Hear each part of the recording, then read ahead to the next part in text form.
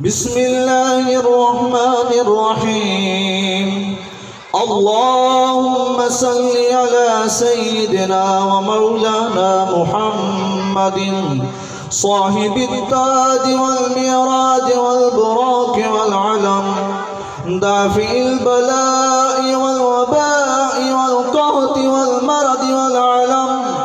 اسمه مكتوب مرفوع مشفوع منقوش في اللوح والقلم.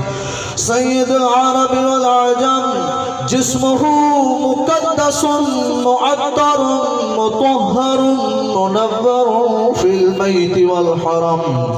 شمس الضحى بدر الدجى صدر العلا نور الهدى، كهف الورى مصباح الظلم جميل الشيم شفيع العمم. صاحب الجود والكرم، والله عاصمه وجبريل خادمه، والبراق موكبه والمعراج سفره، وسدرة المنتهى مقامه، وكاب قوسين مطلوبه، والمطلوب مقصوده والمقصود موجوده. سيد المرسلين خاتم النبيين شفيع المذنبين عنيس الغريبين رحمة للعالمين، راحة العاشقين مراد المشتاقين، شمس العارفين سراج السالكين، مصباح المقربين محب الفقراء والغرباء والمساكين.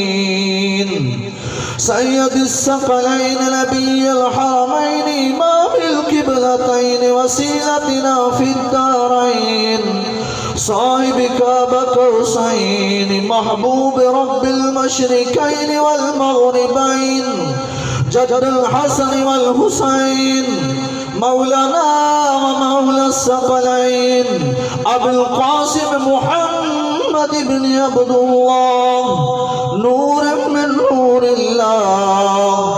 يا أيها المشتاقون بنور جماله، بلغ العلا بكماله، كشف الدجى بجماله، حسنت جميع خصاله.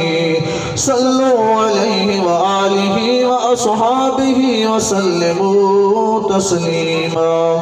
اللهم صل على سيدنا ومولانا محمد وعلى آله وصحاب سيدنا ومولانا محمد وبارك وسلم.